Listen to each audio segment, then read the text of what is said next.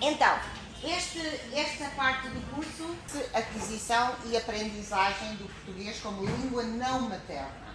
Okay?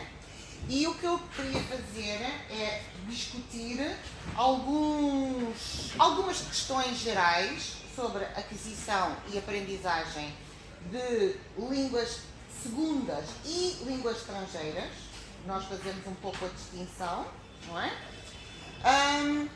Com um foco na aprendizagem e na aquisição do português como língua estrangeira. Portanto, tem uma parte mais geral, mas quero também aplicar ao caso português, ok? E queria também, no fim, amanhã, trabalhar ou olhar para algumas estruturas linguísticas mais críticas para pessoas que aprendem o português como língua não materna. Está bem? Ok. Então, a apresentação ou a minha parte do curso foi pensada, organizada em 3 partes. Eu queria começar por olhar para algumas informações que nos permitem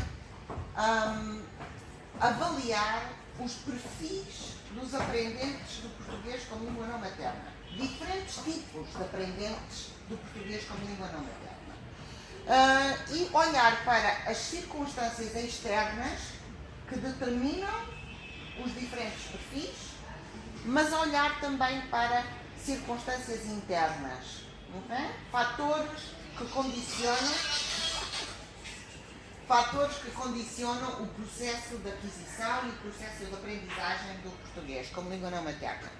Queria também falar um pouco sobre se a aquisição e a aprendizagem são processos diferentes ou se são processos iguais. Okay? E aí é mais um problema teórico, não é? Se aquisição e aprendizagem é um fenómeno só, ou se podemos falar de 2 fenómenos diferentes, qualitativamente diferentes. Ok, então, no fim, era então quais são as estruturas linguísticas mais difíceis do português para quem aprende o português como língua não materna.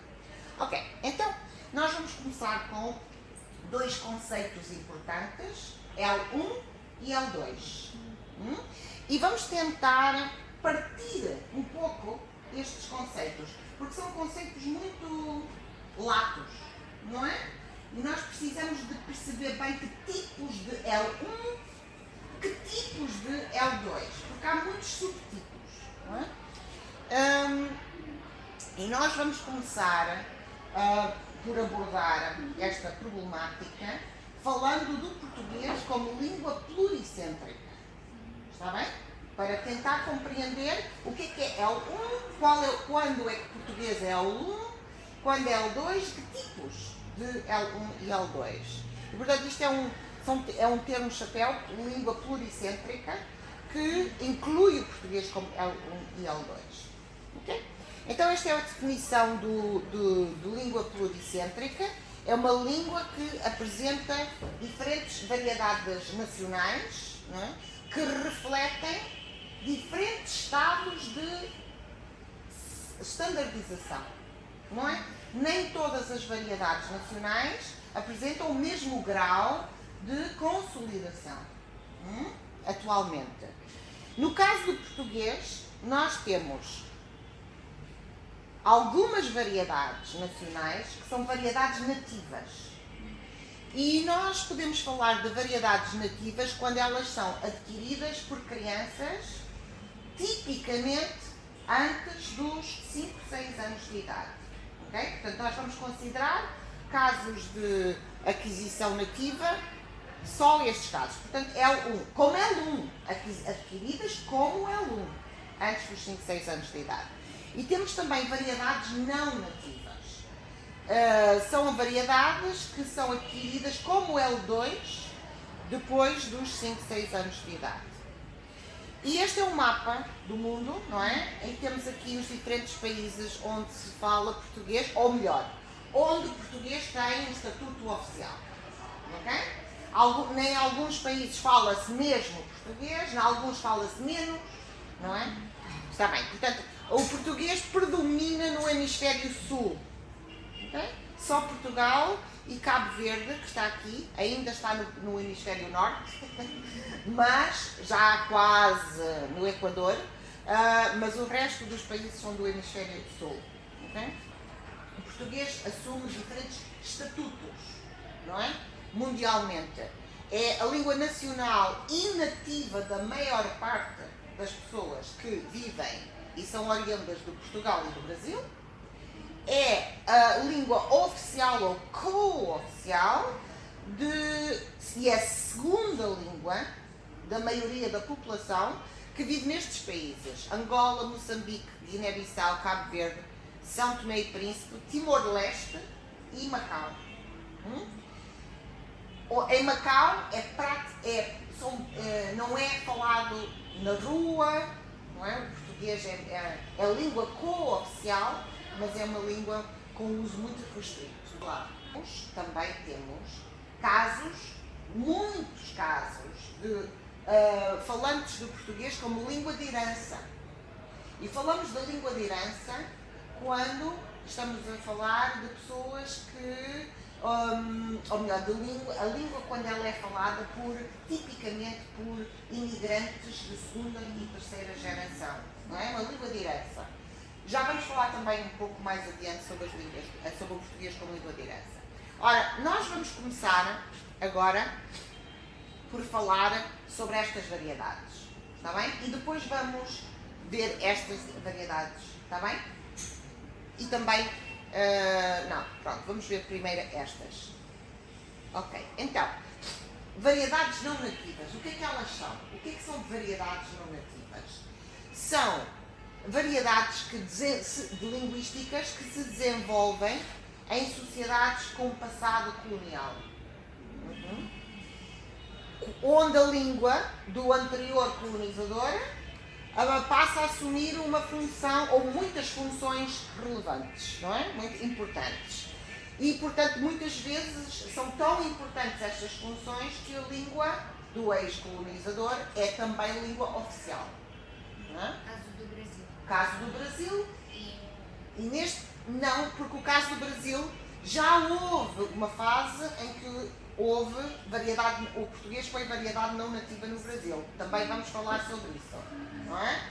Mas nós estamos a falar agora da situação atual, e na situação atual as variedades não nativas do português são as que se falam nos países africanos e em Timor-Leste. Okay? Portanto, estas variedades não nativas são frequentemente encaradas pelos próprios falantes como variedades imperfeitas, não dignas, não suficientemente dignas, não é?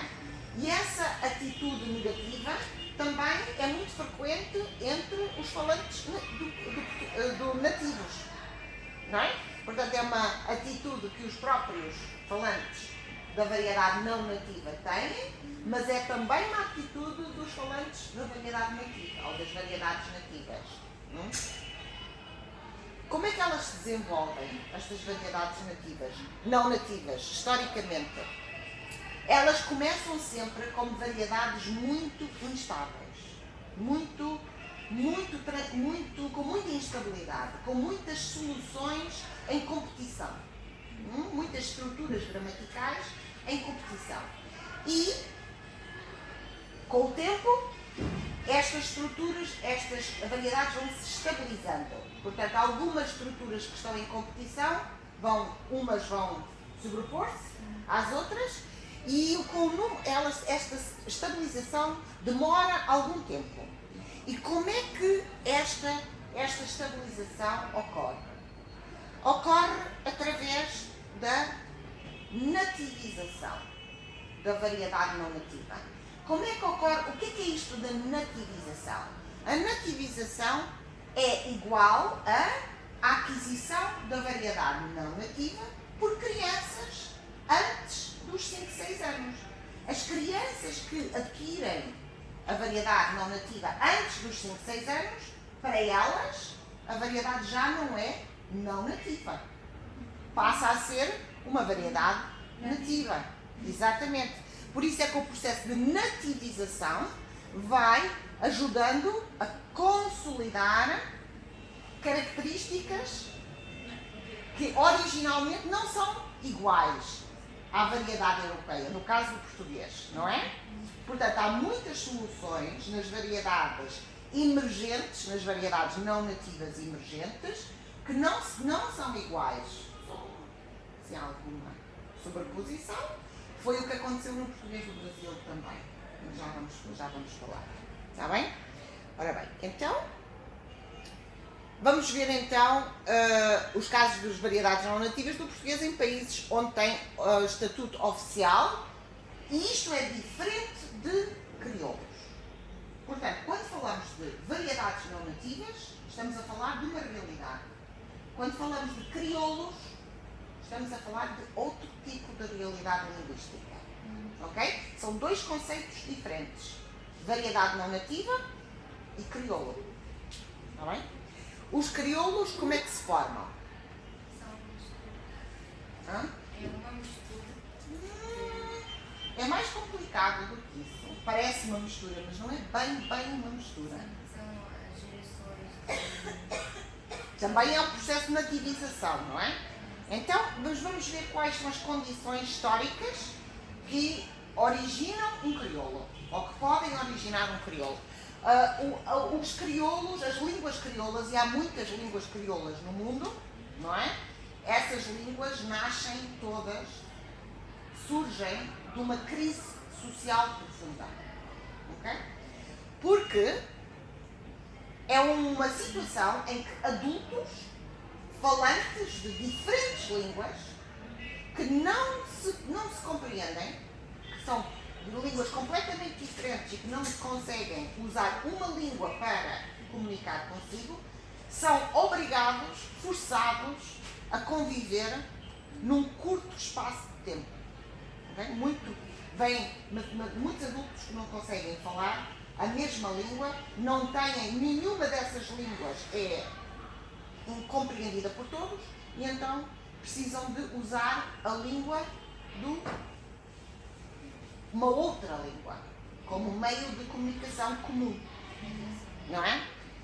Portanto, as línguas que os adultos falavam já, as línguas maternas dos adultos, são as línguas de substrato. São as línguas de substrato. A nova língua comum é a língua de superstrato. Ok? Por isso é que tu estavas a dizer que eram mistura. Entre dois. Não, é o contacto entre é uma situação de multilinguismo potencial, mas não é uma situação de multilinguismo porque os adultos que falam muitas línguas precisam de usar uma terceira língua. Ok? Então, as línguas faladas por todos, as diferentes línguas faladas por todas são as línguas de substrato. A língua terceira, que todos têm que aprender, não é? Essa língua então é a língua de superstrato. Nos crioulos, há muitos crioulos de base portuguesa, espanhola, inglesa, francesa, até holandesa no mundo, e essas línguas europeias são as línguas de superstrato. Não é? Todas essas línguas são línguas de superstrato, porque correspondem a uma situação de colonização também. Não é? Ora, estas línguas crioulas formam-se muito rapidamente. Formam-se em poucas gerações. Em poucas gerações se cria uma língua nova. Os aprendentes todos eles têm um acesso limitado à variedade standard da língua, não é? A variedade padrão, e da língua dominante, da língua de superstrato, e eles perdem, com o tempo, o uso funcional das suas próprias línguas maternas. Portanto, deixam de funcionar, deixam de usar as línguas maternas, as próprias línguas maternas, como línguas de comunicação, não é? E nós temos, no caso do português, várias situações. Temos uma situação em que todos os crioulos começaram da mesma forma, não é? Nestas situações, nós temos em primeiro lugar, a formação daquilo que se chama um pidgin. É o nome que se dá a esta primeira fase. Temos uma variedade linguística muito pobre do ponto de vista gramatical, que consiste basicamente em vocabulário essencial. Um pequeno vocabulário essencial, não é? Para situações comunicativas do dia a dia, não é? E depois, em segundo lugar, depois deste período, temos duas hipóteses. Ou, no caso do português, ou surgem mais falantes do português que suplantam o pidgin e contribuem para que o português se sobreponha ao pidgin, ou não. Ou então um crioulo nasce. E então, como é que o crioulo nasce? Também pela nativização.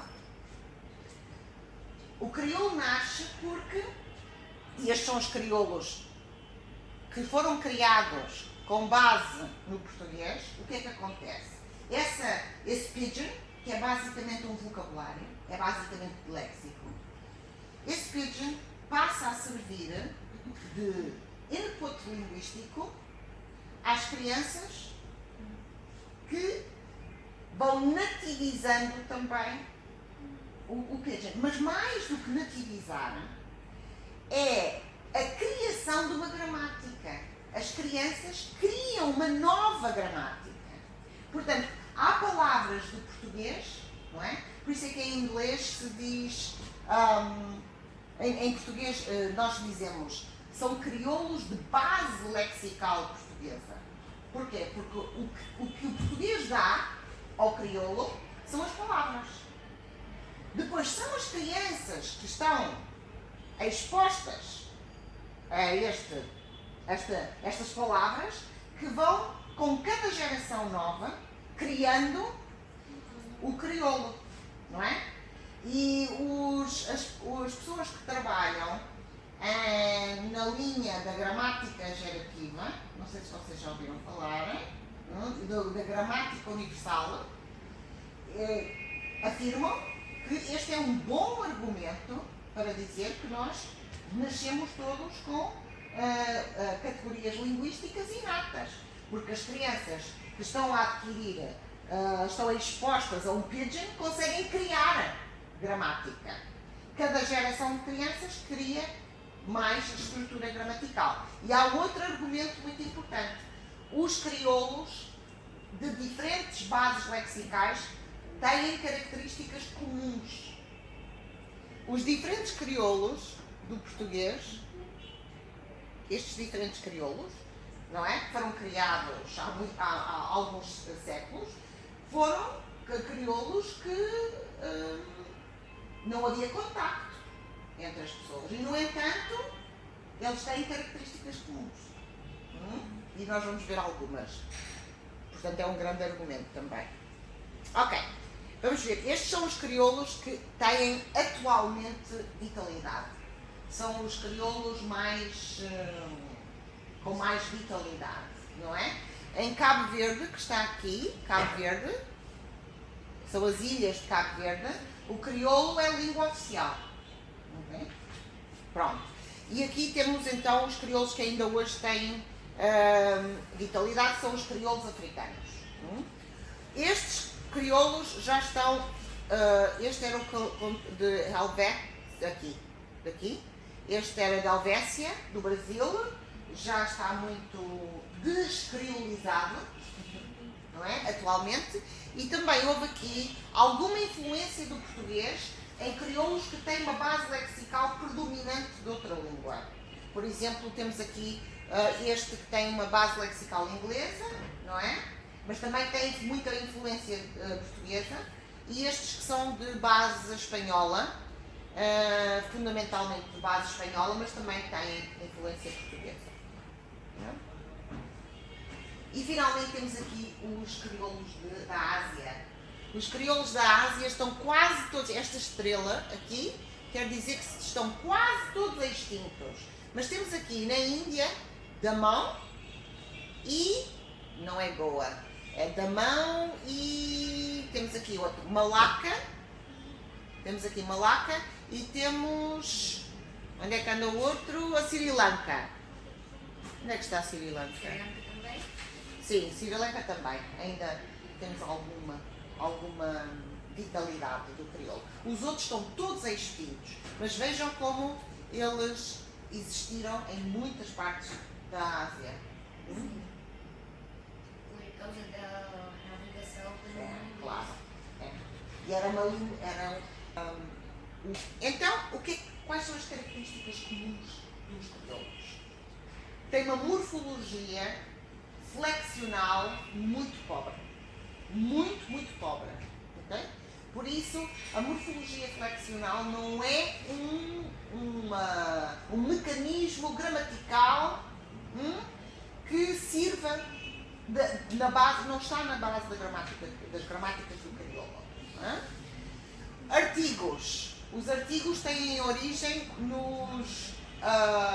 os artigos definidos têm origem nos demonstrativos da língua de superstrato.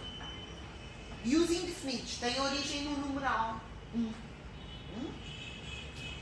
Os valores temporais, aspectuais e modais não são veiculados por morfologia flexional. Então são veiculados por partículas pré-verbais.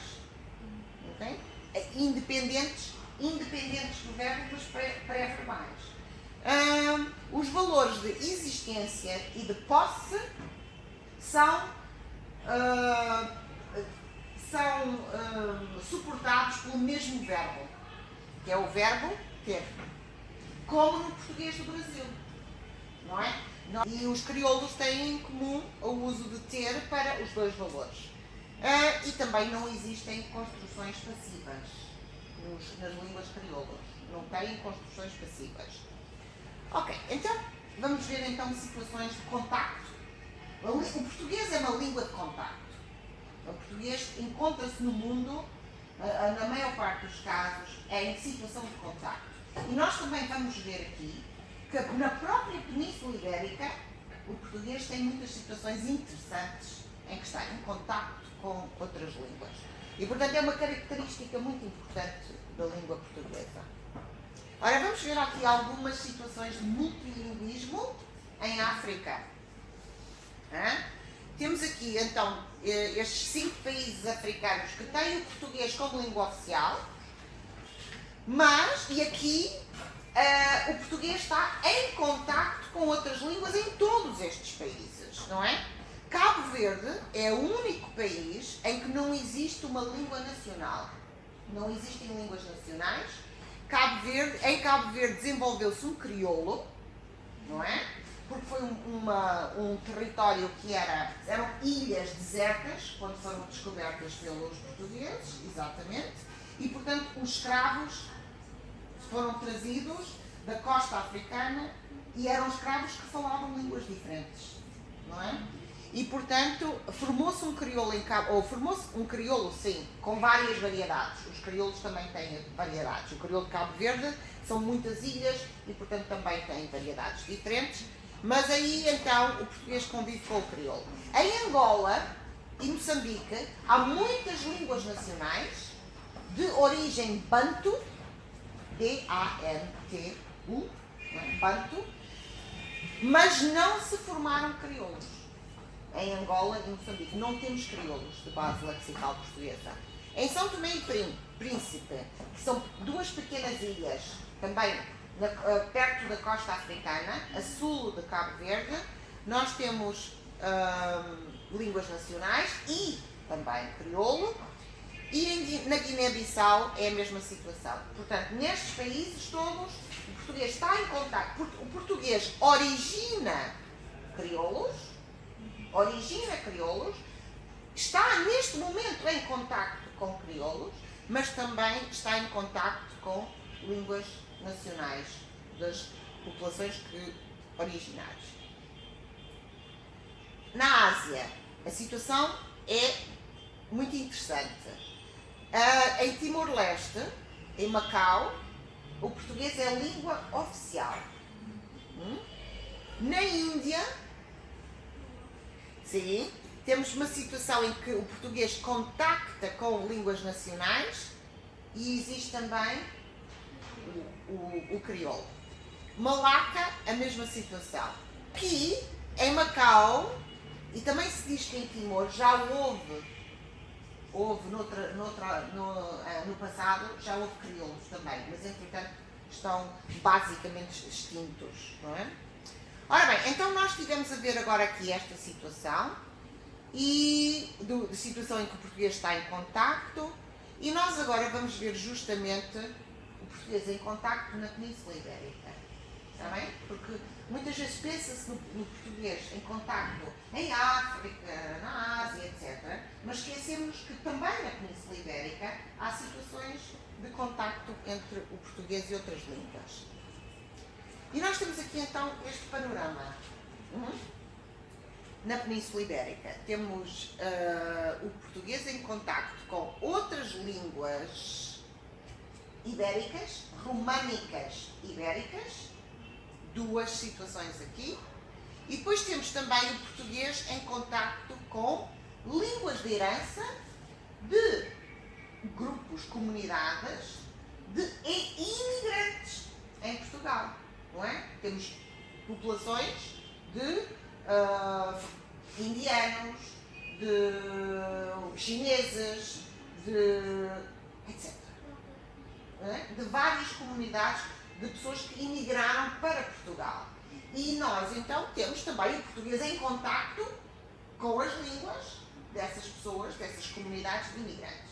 Eu não vou falar mais sobre essa situação, agora vou falar sobre o contacto entre o português e línguas ibero-românicas. Então, temos aqui duas situações. Primeiro vamos falar aqui sobre o contacto entre o português e o castelhano, ou o espanhol. Nós temos, ao longo da fronteira com Espanha, temos muitas situações em Espanha, de comunidades na fronteira que falam galego-português. Isto é de norte a sul, de norte a sul, não é? Temos várias comunidades, então, porque as fronteiras de Portugal e Espanha, a fronteira andou assim um pouco instável durante muitos séculos. E temos também aqui uma situação muito interessante, que é a situação do barranquenho. Nunca ouviram falar do barranquenho? Não. Barranquenho é uma variedade, essa sim, mista. Uma variedade mista. Eu já vou falar um pouco sobre o barranquenho. Mas resulta do contacto entre o português e o castelhano. O barranquenho é uma variedade mista que resulta do contacto direto entre o português e o castelhano. E depois temos aqui, temos aqui o mirandês. O mirandês é uma língua minoritária em Portugal. Eu já vou mostrar o mapa. E a minha especialidade, eu fiz toda a minha carreira académica, ou uma parte importante da minha carreira académica, a estudar o mirandês. É uma língua minoritária no norte de Portugal. Eu vou mostrar. E o mirandês é de origem asturo-leonesa. Okay? A Isabel de manhã mostrou mapas, não foi? Galego-português, asturo-leonês, castelhano, navarro-aragonês e catalão, não é? E então o galego-português deu origem ao galego e ao português, o asturo-leonês deu origem ao asturiano, em Espanha, no norte de Espanha, nas Astúrias, mas também ao mirandês, em Portugal. Ok? E etc. O castelhano já sabemos, que ocupou tudo. O navarro-aragonês está praticamente extinto. E depois temos o catalão, que hoje tem muita força ainda, não é? Tem muita vitalidade. Muito bem, então vamos ver cada uma destas situações. Aqui temos um Google Maps com os pioneses, chamam-se estes pinos, chamam-se pioneses, não é? Temos aqui indicadas as localidades que em Espanha, onde em Espanha se falam variedades galego-portuguesas, junto à fronteira. Portanto, a fronteira é aqui, okay? E temos aqui todas estas variedades. Sim, até Salamanca. Portanto, é todo Faz sentido. Faz, É é, fronteira. exato. Fronteira seca. Não tem rios. Aqui em baixo já há rio. Aqui em baixo. É mais fácil. Claro. As pessoas andaram sempre para trás e para a frente. Barrancos. Barrancos é a localidade.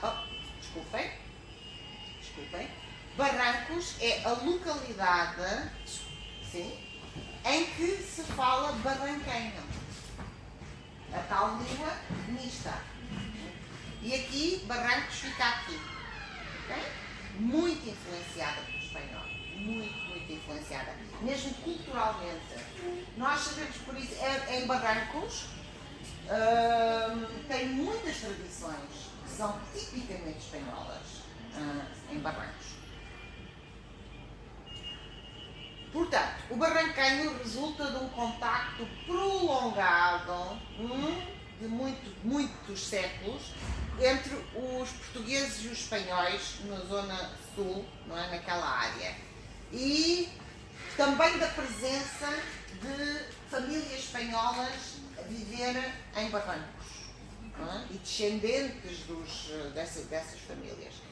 O barranquenho é baseado no português, mas tem muita influência, tem muitas características do espanhol, não é? Muitas características, nomeadamente na fonologia, algumas estruturas sintáticas, também tipicamente espanholas, e muito léxico, também espanhol. Portanto, é uma variedade muito interessante. E aqui temos então o asturo-leonês na Península Ibérica atualmente. Temos aqui, isto aqui é mais extenso, as Astúrias, não é? E esta é a área asturiana, asturo-leonesa, em Portugal, a área original. Tínhamos aqui várias localidades junto à fronteira, que estão a ver, no norte. A área asturo-leonesa, no século XIII, chegava até aqui. Foi uma área muito extensa. E então, quando começou a regredir, ficaram duas áreas. A área das Astúrias e a área da zona aqui, leonesa, em Portugal. Nestas localidades, Petisqueira, Guadramil, Rio do Noro, também aqui, nestas localidades já não se fala asturo-leonês. Está extinto. Mas aqui, no concelho de Miranda do Douro, onde se fala então mirandês, ainda temos muita vitalidade. Não temos muita vitalidade, mas estamos num processo de requalificação simbólica desta língua minoritária. Okay? Ora bem, então, nós já vimos aqui vários resultados do contacto entre o português e outras línguas. E também já vimos que em cada uma destas situações há condições de aquisição do português diferentes, não é?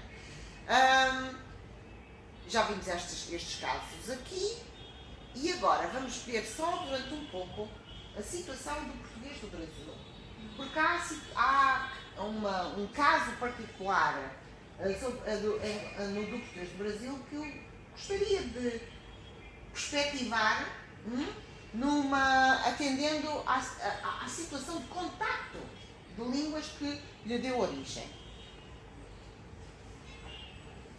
Que é o caso do português vernáculo do Brasil. É uma variedade do português do Brasil que nós podemos chamar o português vernáculo do Brasil. Hoje, o português vernáculo do Brasil é uma variedade nativa. É considerada uma variedade nativa. Mas o português vernáculo do Brasil começou e foi originalmente uma variedade não nativa. O português tem uma longa tradição de contacto com outras línguas no Brasil, não é? Hoje em dia, se calhar, estas são as situações mais evidentes, que é o contacto entre o português e outras línguas europeias e não europeias que são faladas por comunidades também de imigrantes no Brasil e dos seus descendentes. Por exemplo, japoneses, alemães, chineses, pronto. Mas esta situação é um pouco mais recente, historicamente, este tipo de contacto. Este contacto foi o contacto original, sim. O Tupi-Guarani era a língua geral, o Tupi era a língua geral do indígena do Brasil, não é? E o que aconteceu foi que os índios foram praticamente exterminados, não é? E por isso é que o Tupi-Guarani deixou bastantes marcas no português do Brasil, mas não teve uma influência muito para além do léxico, não é? Havia muitas designações, fauna, flora, realidades locais, que tinham nomes, e também a toponímia, não é? Nomes em tupi que ficaram, mas os falantes do Tupi-Guarani foram sendo reduzidos, cada vez mais reduzidos. Ainda hoje se falam línguas da família Tupi-Guarani no Brasil, mas estão muito limitadas e têm muito pouca vitalidade, não é? O elemento mais importante na constituição do português vernáculo no Brasil foi o elemento africano. Foram trazidos muitos escravos para o Brasil, exatamente, para trabalhar nas diferentes fazendas, não é? E estes escravos falavam um conjunto muito variado de línguas africanas, sobretudo de origem banto, da família Banto. Ora, o que é que aconteceu? Vamos falar um pouco sobre este elemento africano que é muito importante para compreender o que se passa hoje no Brasil e no português do Brasil. O tráfico de escravos começou logo. O Brasil foi descoberto, não é? Ou como os brasileiros dizem, foi achado. E o tráfico de escravos começou logo, passado poucas décadas, não é? E foi regular e intenso, oficialmente até 1830, mas, na verdade, continuou depois dessa data, não é? E, portanto, nós temos aqui camadas sucessivas de escravos africanos, novos escravos africanos a chegar, não é? Todos os anos, não é? Ano após ano, durante vários séculos. Uma data muito recente. É muito recente. E, portanto, estou a ver como o processo foi... Portanto, todas as vezes chegavam novos, falavam línguas banto. Os novos só falavam línguas banto. E deixavam mais marca. E deixavam mais, exatamente. Eram mais um conjunto. Cada grupo de novos escravos era um grupo de aprendentes do português como língua não materna. Ok? Isto é que é muito importante nós percebermos. Cada um deles era um aprendente do português como língua não materna. E essa influência foi constante, não é? Essa situação foi-se renovando constantemente. No século XVI, não é? O Brasil foi descoberto em 1500. No século XVI, a população africana no Brasil representava 42% da população geral. Quase metade da população do Brasil. Portanto, é para nós termos a noção da importância do elemento africano na construção do que é hoje o português do Brasil. Portanto, os escravos africanos falavam entre 200 a 300 línguas diferentes. Ok. Nós no Brasil tivemos uma situação de formação de... Esta é uma situação também de grande crise comunicativa, não é? Mas que resultou numa variedade muito forte, muito marcada, que é a variedade vernácula do português do Brasil, que se contrasta muito com aquilo que podemos chamar o português da gramática. Então nós temos uma clivagem sociolinguística muito forte. Esta citação, o português são dois, é uma citação de Rosa Virgínia Matos Silva, uma eminente linguista brasileira, falecida há poucos anos, que diz que justamente no Brasil o português são dois. É como se fossem quase duas línguas, não é? O português da gramática, standardizado, e o português da rua, vernáculo, que se fala, como que uma parte muito importante da população brasileira fala realmente, não é? E Por isso que aqui também há muitos sotaques. muitos? Sotaques? Sim. No português do Brasil há variação geográfica, claro, é um país enorme, mas sobretudo há variação sociolinguística. Estas duas variedades muito acentuadamente diferentes, e nós vamos ver aqui um exemplo já. Vamos ver a flexão verbal. Não é? É um excelente exemplo para vermos a diferença, as diferentes variedades que existem também no português do Brasil e o contraste entre essas variedades e o português europeu. Ora, nós temos no português europeu padrão, porque ainda temos outra variedade no português europeu, em que temos 6 formas verbais. Temos a forma verbal com o pronome vós, não é? Vós saltais. Não está aqui. Porquê? Porque no português europeu, vós saltais é uma característica do norte, do português do norte de Portugal. É uma característica considerada dialectal, não é? É uma variedade, exatamente. Portanto, o sistema verbal com 6 formas verbais é um regionalismo no português europeu. Já não é assim em espanhol, não é? Espanhol, não é? Temos o paradigma completo, não é? Então, o português padrão já perdeu vós, a segunda pessoa do plural, perdeu. E nós temos então 5 formas verbais. Vocês veio substituir funcionalmente vós. Okay? Então nós usamos a terceira pessoa do plural gramatical para preencher a falta da segunda pessoa do plural. E usamos este pronome vocês, não é? Pronto, para substituir vós. Okay. Esta é a situação do português padrão europeu.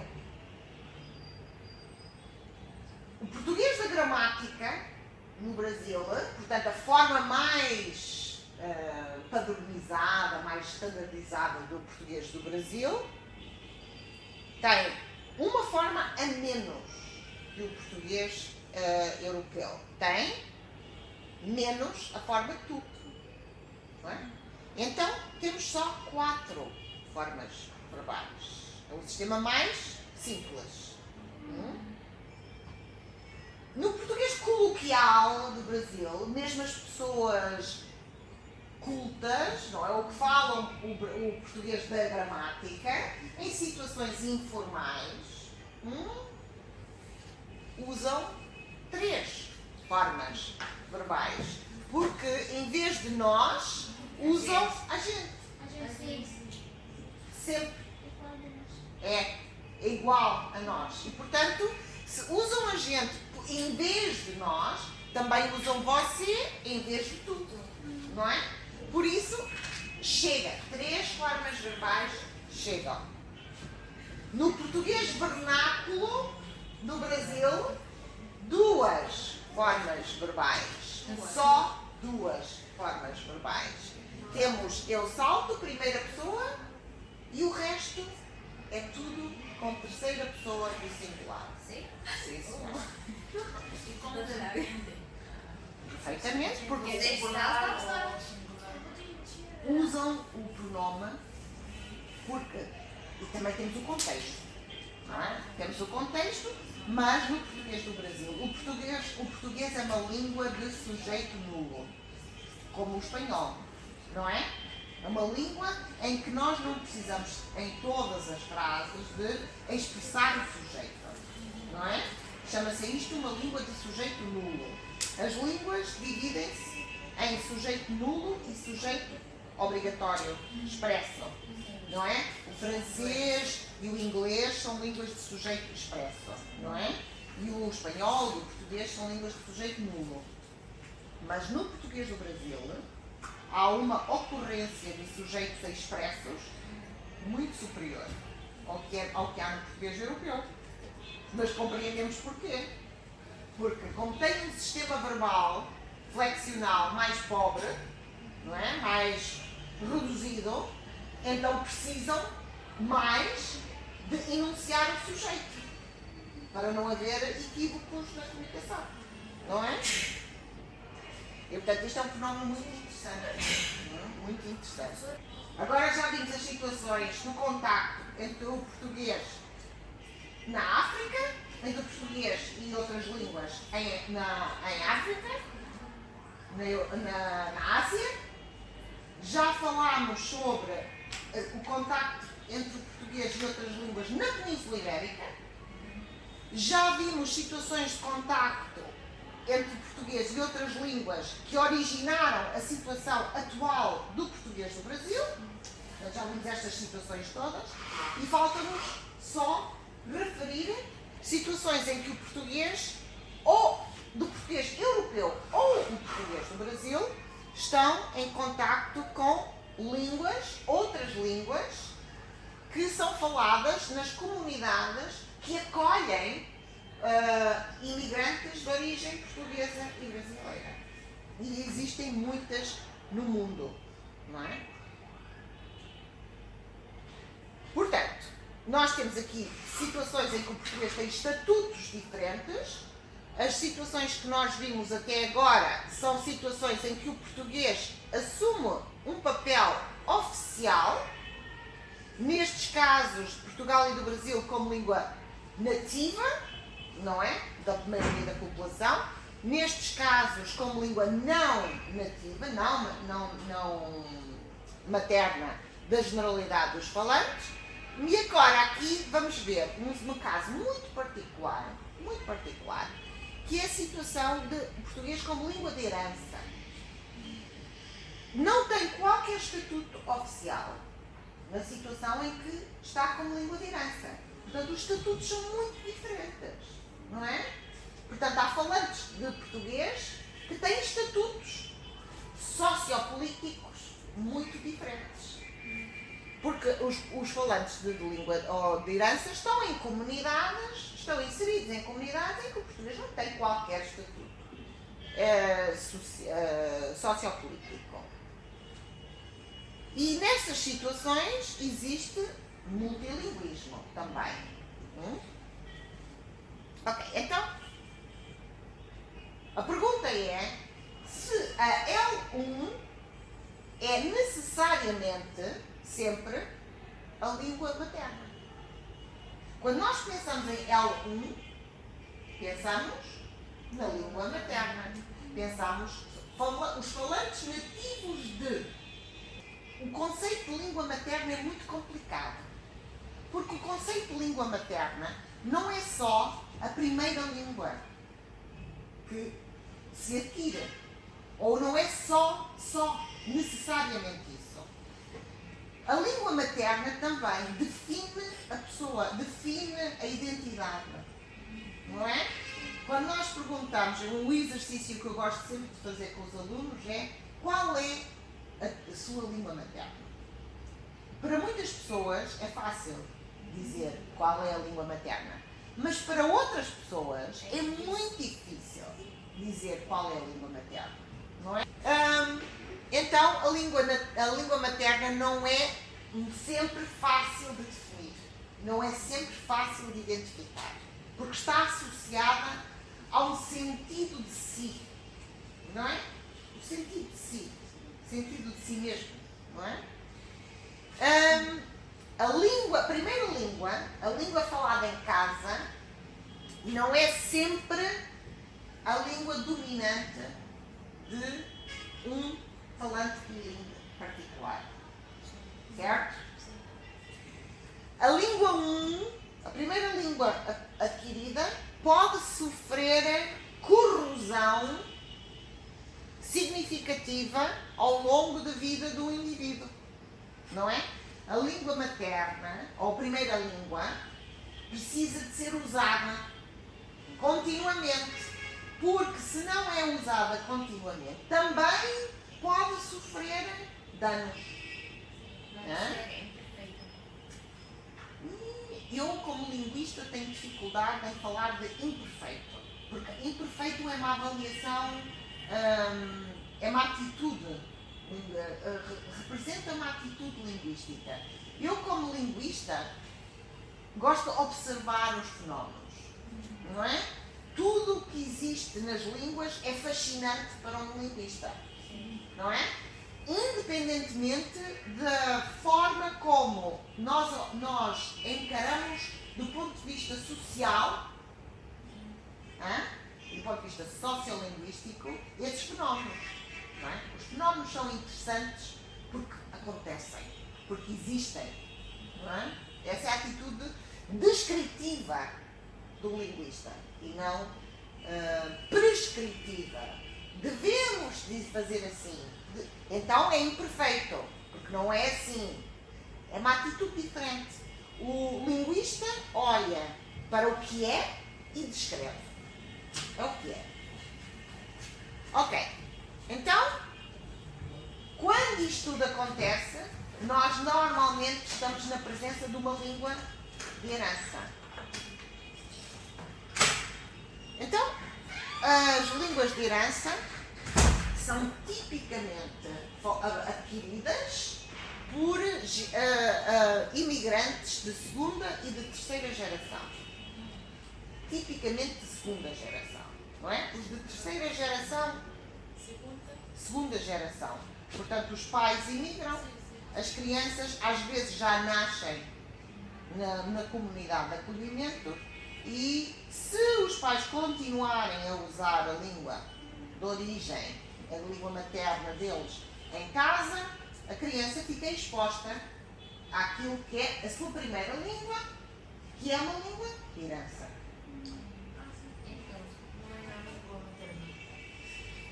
Depende. Podemos perguntar depois à criança, mais tarde, qual é a tua língua materna? E ela pode dizer português, porque os meus pais eram portugueses. E eu aprendi português quando era pequena. Ou a pessoa pode dizer, não, que eu falo melhor inglês, alemão, francês do que falo português. E ter dificuldade em identificar qual é a língua materna. Portanto, para muitas pessoas, nestas situações, é muito problemático, não é? Elas podem dizer qual foi a primeira língua, mas é difícil para elas dizer qual é a língua materna. E muitas vezes, então, nesses casos, nós falamos de L1 como língua de herança e não como língua materna. Mas esta língua de herança tem muitas semelhanças com a língua materna. E também tem muitas semelhanças com as línguas não maternas. Vamos ver. Então, a língua de herança, a exposição ao input linguístico ocorre dentro de casa, tipicamente, não é? E isso é igual ao que acontece no caso da língua materna. Também é em casa que temos a exposição ao input. É naturalmente e implicitamente adquirida pela criança. A criança não está a fazer um esforço para adquirir a língua de herança da mesma maneira que na língua materna é tudo natural e simples, não é? Basta a exposição. Queres? Oh. Muitas vezes não é objeto de instrução. Portanto, as crianças não aprendem a ler e escrever muitas vezes, nem sempre, mas muitas vezes não aprendem a ler e a escrever na língua de herança. Aprendem só a ler e a escrever na língua que é dominante na comunidade. Tipicamente, a quantidade de input da língua de herança diminui à medida que a criança cresce. Porquê? Porque ela vai sendo progressivamente... Não é praticado tanto, porque a criança, quando cresce, começa a conviver cada vez mais com a comunidade exterior, a família. E então vai para a escola, não é? Tem amigos, etc. E vai falando cada vez mais a língua dominante na comunidade em que está. E cada vez menos a língua de herança. Que ela falava, será neste caso uma língua de herança? Sim, porque ela é... ok, já percebi. Sim, já percebi, então. Sim, então é o caso dos egípcios. Sim, os egípcios tinham, nessa localidade, convivíamos nuvens. Entre Assuã, no sul do Egito, e Sudão. Ok. E era um idioma, um povo completo. Mas então iam desaparecendo, né? E ficou só uma língua de herança com vocabulário e comunidade. E eles ainda falam? Sim, as palavras tem. É como tipo um Guarani. É Brasil. Okay. But in this case, they would speak the language already in this community. Is this language the result of contact between two languages? No. It was an original language of that area. Then so they started to stop using the languages progressively, but they still preserved vocabulary or characteristics only in the group. So it's a minority language. Sim, mas ao mesmo tempo eles ficaram como cidadãos sudaneses e egípcios. Então também tem o árabe como língua oficial. Ok, árabe é a língua oficial. Sim. Mas eles continuam a falar. Em Assuã tem uma região, as pessoas que falam a língua núbia. Sim. Só núbio. Só. Mas não entendo árabe. Não entendo árabe. Algumas entendem e outros têm algumas rejeições. Então, mas é uma língua com vitalidade. Sim. Está diminuindo. Eu acho que a situação é mais parecida com a situação mirandesa, ou dos mirandeses, que tinham uma língua original, não é? Minoritária, que depois convivia com o português, não é? As pessoas normalmente sabiam também, ou sabem também falar português. Sim, mas neste caso não se misturava fora desta região. Pois, exato. Sim, é só ficava nessa claro. região. Portanto, tem uma base territorial forte. Uma base territorial forte. Porque antes era um território independente, mais ou menos. Ok, exato. Era o povo núbio, a aldeia. E depois essa área foi dividida entre o Sudão e o Egito. Ok. É uma situação particular. Ok? Muito interessante. Porque eles continuam a preservar tem a língua. vocabulário. Ok. É só vocabulário ou também gramática? Tudo, claro. É uma outra língua. É outra língua. Então, para pessoas fazem um curso para aprender. Claro. Então, porque é uma outra língua, não é? Os núbios também. Na língua núbia tem duas línguas. Duas variedades. Variedades. Exato. O mirandês É o mirandês do Egito. Do Egito e do Sudão. Sim, não é? do Egito. Ok, muito bem. Mas esta situação é diferente. Tem peculiaridade. Tem peculiaridades. Esta situação é uma situação em que nós temos estas são situações de imigração. Sim. Portanto, Estes são fatores sociopolíticos. Exatamente. São questões. Todas estas questões nascem de fatores sociopolíticos. Nós estamos a ver agora a parte das condições externas, não é? Mas são diferentes as situações sociopolíticas. Aqui nós temos uma situação em que a família voluntariamente vai viver para outro país, por razões económicas. Voluntariamente quer dizer, até pode sentir-se obrigada, mas quer dizer, ela vai para viver para outro país. Leva a família, não é? Os pais levam os filhos, ou então criam os filhos, nascem já no país. É diferente de temos uma comunidade, depois há uma situação política que temos uma divisão, não é? Dois países ficam com partes da comunidade, é uma situação completamente diferente, não é? É uma situação sociopolítica diferente, não é? Ok, então vamos retomar. As crianças, à medida que crescem, vão sendo integradas na comunidade e vão ficando cada vez mais dominantes na língua da comunidade à custa da língua de herança. Agora, isto é o que acontece é que os falantes de língua de herança, por causa disto, porque acabam por ser dominantes na língua do país de acolhimento, da comunidade de acolhimento, o que acontece é que eles são uma variação muito elevada de proficiência entre eles. Alguns falam uma variedade muito próxima dos falantes nativos e outros falam variedades menos próximas dos falantes nativos.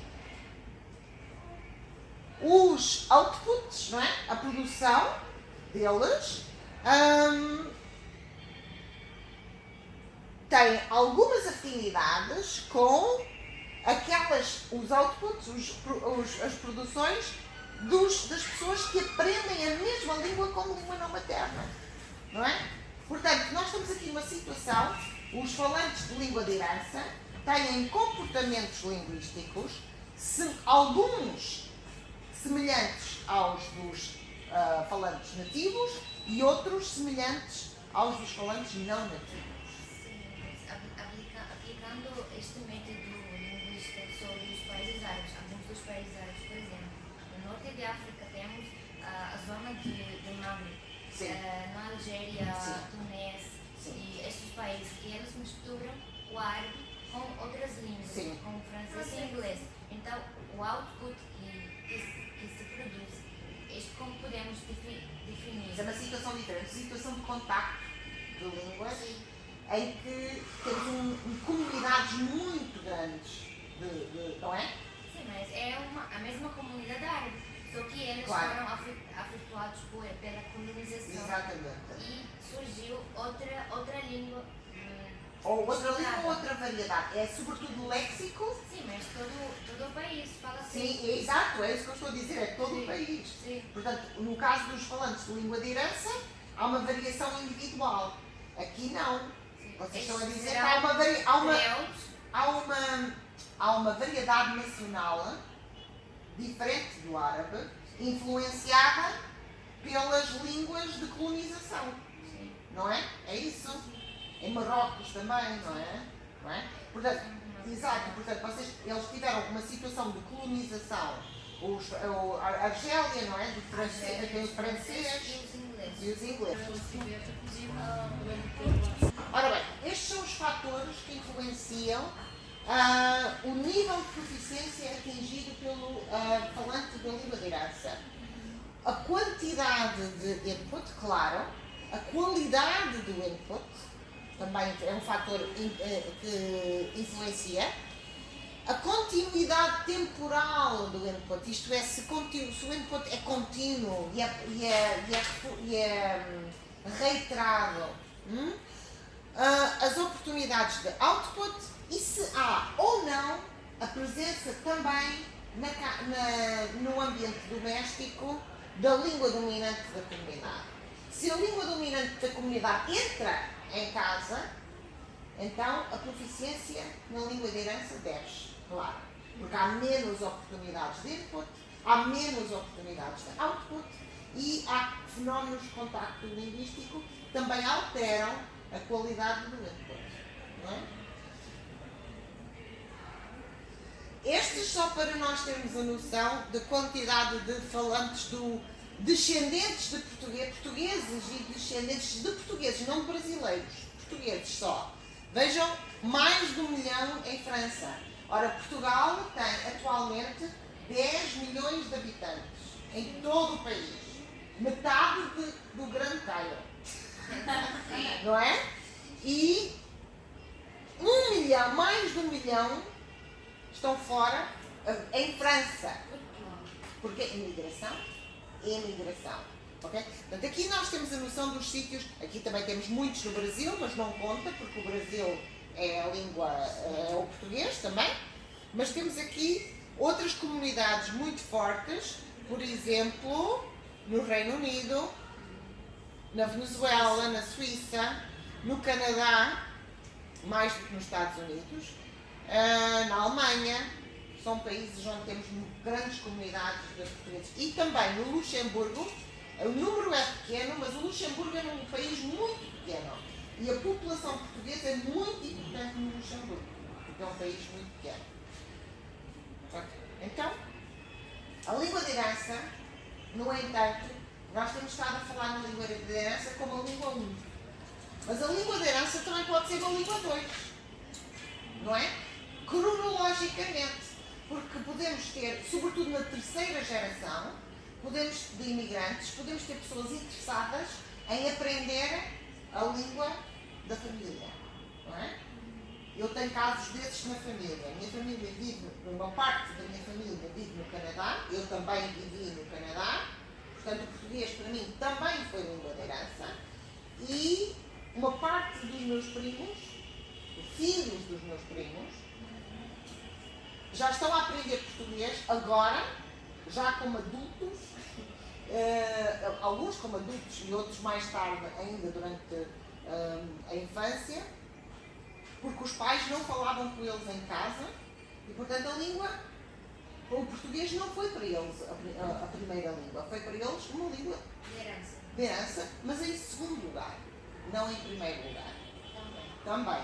Portanto, a língua de herança pode ser a primeira língua, mas também pode ser a segunda língua. E então, português como é o L1, vamos fazer agora uma síntese. É a língua nativa da maior parte dos habitantes de Portugal e do Brasil, é a língua nativa de uma minoria dos falantes de outros países em que tem o estatuto oficial, e é a língua de herança de segunda geração de imigrantes. Portanto, há diferentes variedades do português como L1. E agora, português como L2. E depois disto vamos terminar hoje e amanhã continuamos com as constrições internas. A português como L2 é também uma língua de herança para alguns casos.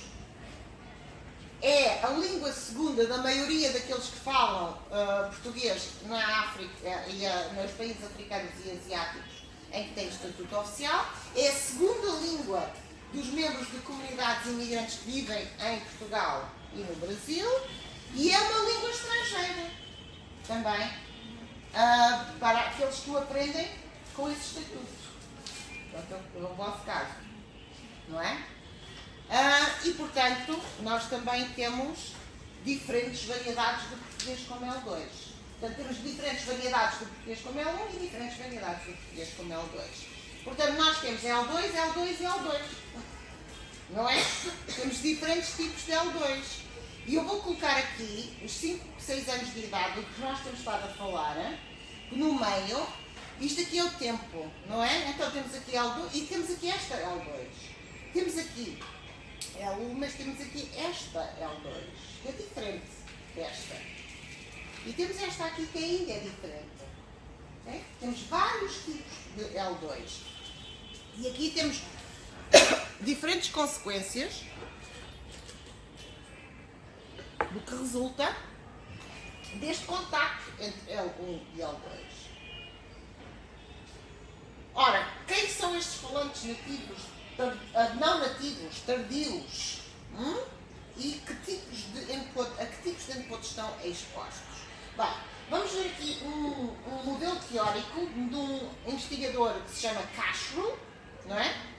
Que criou um modelo teórico para descrever a situação do inglês como língua internacional. E ele então diz que a expansão do inglês pode ser vista em termos de círculos concêntricos, não é? Que revela o tipo de expansão, padrões de aquisição diferentes e os domínios funcionais do inglês, em que o inglês é utilizado em diferentes culturas e em contato com outras línguas. E, portanto, ele chama estes círculos concêntricos o círculo interno, o círculo externo, ou em extensão, e o círculo em expansão. Pronto, é isto. Certo? O círculo externo é aquele que resulta de processos de colonização. É o que diz ali. Ora bem, então aplicado a português, o círculo interno seria Portugal e Brasil, o círculo em expansão, desculpem, o círculo estendido ou externo seria aquele em que o português, ou é constituído pelas comunidades em que o português é falado como língua oficial, mas não é a língua nativa da maior parte dos habitantes, e depois, finalmente, o círculo em expansão é o português como língua estrangeira. Então, o círculo interno é aquele que fornece normas, não é? Padrões. O círculo externo é aquele em que as normas estão em desenvolvimento. E o círculo em expansão é aquele onde se encontram as variedades que estão dependentes de normas que não são não é nesse círculo que elas se constituem. Portanto, aplicado ao português, temos esta situação que já vimos, não é? Ora, bilinguismo e multilinguismo. Estamos mesmo a terminar hoje. Nós vamos assumir aqui, eu também tinha uma parte muito extensa sobre o conceito de bilinguismo, mas não vamos ter tempo. Mas nós vamos assumir aqui que o contacto entre L1 e L2, seja qual for o tipo de contacto, vamos assumir que se trata de uma forma de bilinguismo. Ok? Portanto, nós não estamos aqui à procura do bilingue ideal, o que tem igual nível de competência, perfeita competência, como se fosse nativo nas duas línguas. Esse tipo de bilinguismo é um tipo de bilinguismo, mas é muito idealizado, não é? Nós estamos interessados em qualquer situação em que há uma capacidade de produção mínima, pelo menos, produtiva, numa língua e noutra língua, independentemente do nível, exatamente. E, portanto, nós vamos ver agora duas categorias de bilíngues, ou dois critérios que podem criar categorias diferentes de bilíngues. Nós vamos ver o conceito de bilinguismo simultâneo e bilinguismo sequencial, por um lado, e por outro lado, os conceitos de bilinguismo precoce e bilinguismo tardio. Ora bem, nós temos aqui um caso de bilinguismo simultâneo. Portanto, L2 a par de L1. E aqui temos casos de bilinguismo sequencial. Fácil, não é? Aqui temos casos de bilinguismo precoce e aqui casos de bilinguismo tardio. Estes são os casos de falantes não nativos, não é? Ou de aprendentes não nativos. Este caso aqui é interessante porque é precoce, mas sequencial. Ok? São situações diferentes. Então, nós vamos agora trabalhar com esta distinção amanhã. Vamos trabalhar com esta distinção entre bilinguismo precoce e bilinguismo sequencial. Porquê? So what? Porquê? Porque as constrições internas, não é? De aquisição e aprendizagem da L2 são diferentes no caso dos bilingues precoces e dos bilingues sequenciais. Pelo menos algumas pessoas acham que sim, são diferentes as constrições, certo? E portanto amanhã vamos começar com uma breve apresentação desta hipótese que se chama Critical Period Hypothesis, não é? E vamos ver alguns argumentos. Vamos começar com esta citação do Lenneberg, está bem? E vamos tentar então perceber de que modo é que as constrições internas são também responsáveis pelos diferentes subtipos de L2 que nós podemos encontrar. Está bem? Certo? Obrigada pela vossa paciência.